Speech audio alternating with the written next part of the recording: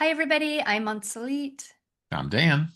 and today we are in our series called Coaching Starts Before the Session. And we are looking at Core Competency 7 for this episode, Evokes Awareness. Now, we understand what evokes awareness is in the core competency for the session. But as you know, Dana and I love to talk about what's happening outside the session. You can't really be a great coach if you aren't living your life like a coach, right? I guess.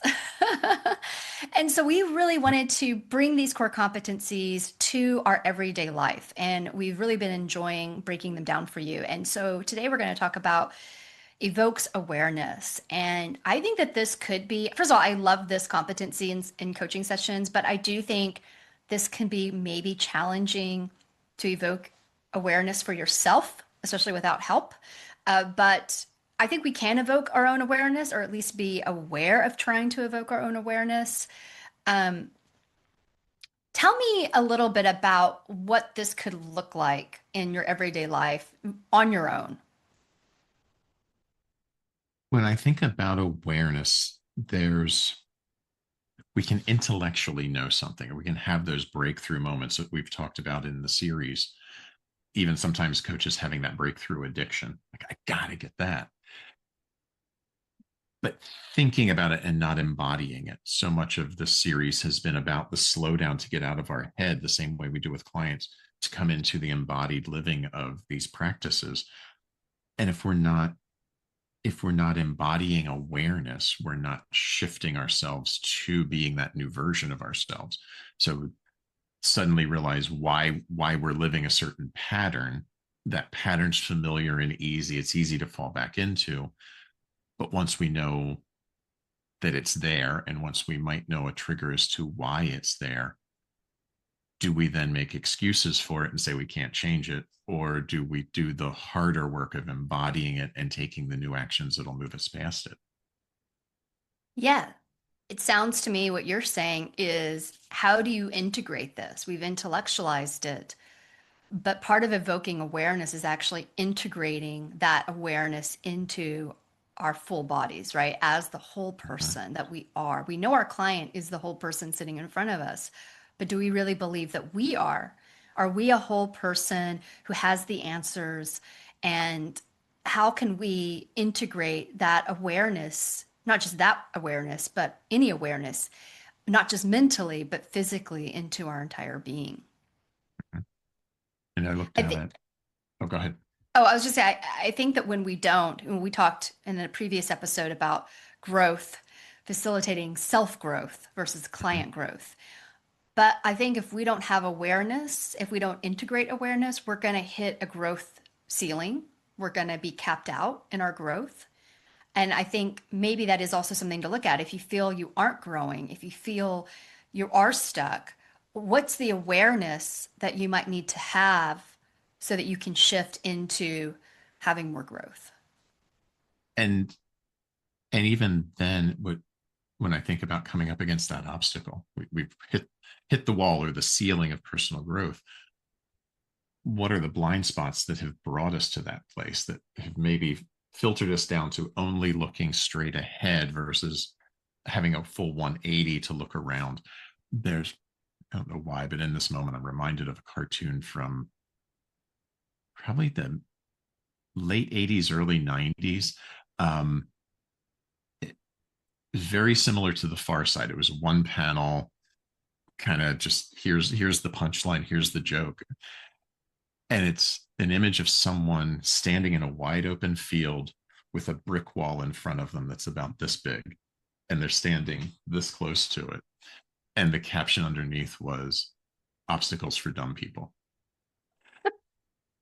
And like, I cut it out and saved it. I had it for years as we get so close.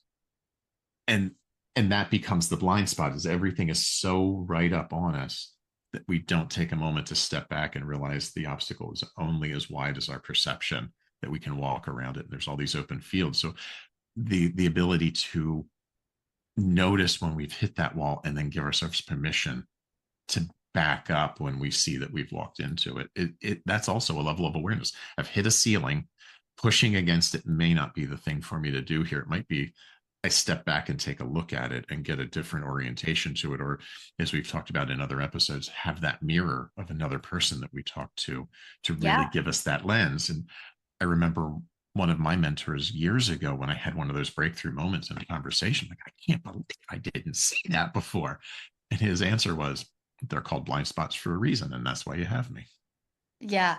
And I mean, we've talked about it before. That's when you refer yourself out. You've hit that Mhm. wall and you can't see around it or beyond it. I mean, that's the awareness you need to have to say it's time to refer yourself out. You're referring other people out. You're Mhm. referring people to coaching.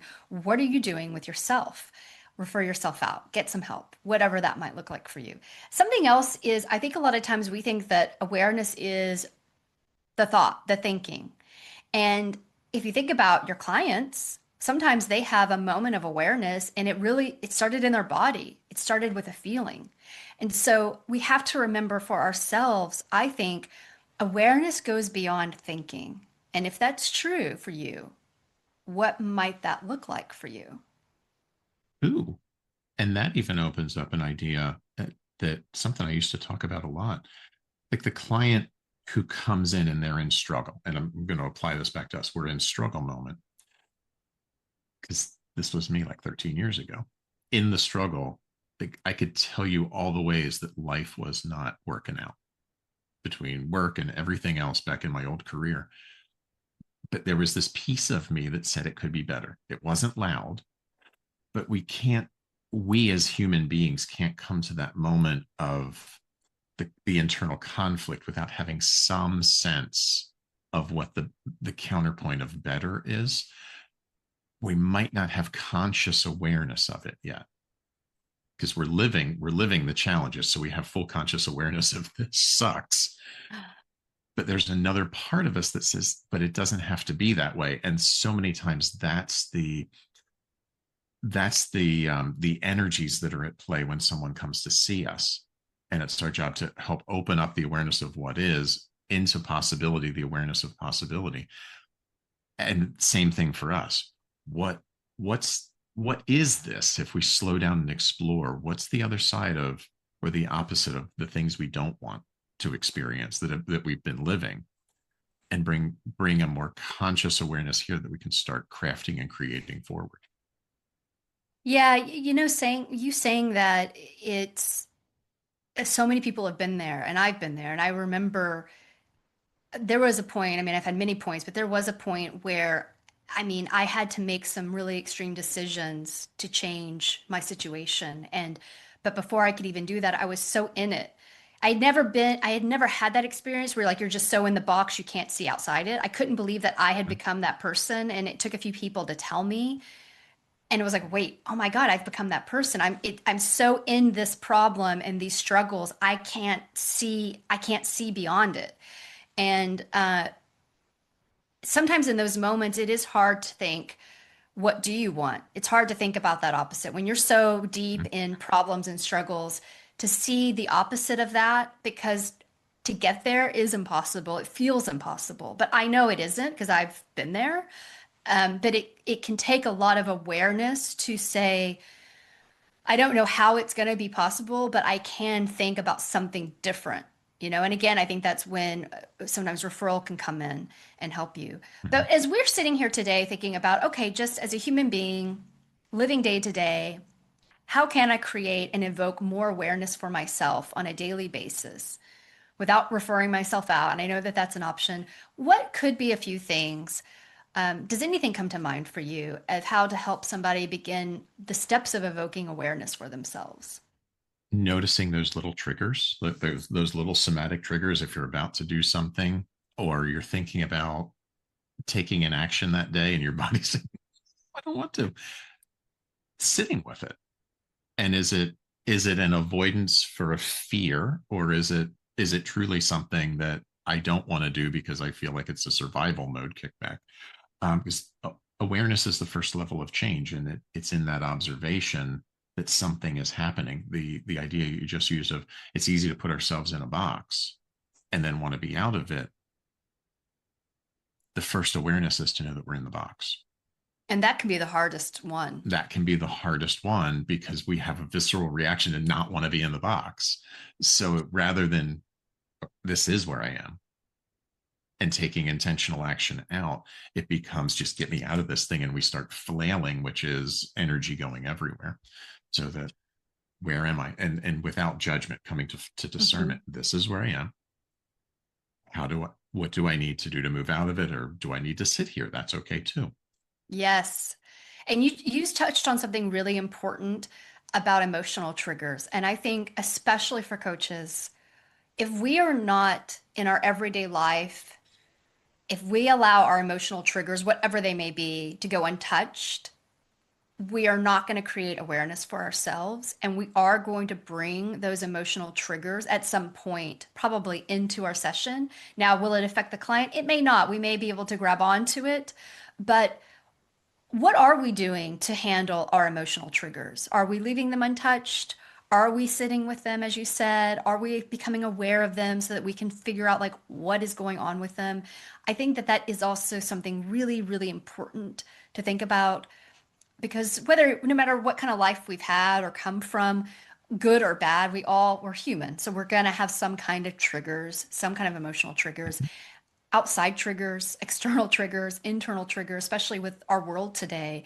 And how are those triggers showing up for you in your life? Because those triggers being left untouched could definitely be bleeding into your coaching sessions and your coaching life. And draining your energy and your life, all of it, because it just continues to draw away. And as you shared that, it took me right back to our first episode of if we're as we embody the coaching mindset, are there things that we are ignoring for ourselves or placating for ourselves? Because if we're doing that pattern for us, we will do it with a client and maybe take them off of the hot seat too soon or completely ignore an emotion rather than being fully present in facilitating what needs to happen in the moment. And if we can't sit with our triggers privately, it's going to be very hard to sit with a trigger that might come up for you in a coaching session. If you are triggered in a coaching session and you aren't comfortable with if you don't have that practice to sit with it and move on and not let it affect your session, if you haven't done that and practiced it in your own life, how are you going to be able to do that in a session? And so again, I think just yeah, evoking that awareness. So any other tips for awareness, how to have more awareness for yourself as you live your life outside being a coach? The one that has been the through line of this entire series: slow down and pay attention. Get curious. Get really curious. Yeah. Yeah. All right. I love it. Thank you. We'll see you in the All right. next episode. See ya. Bye.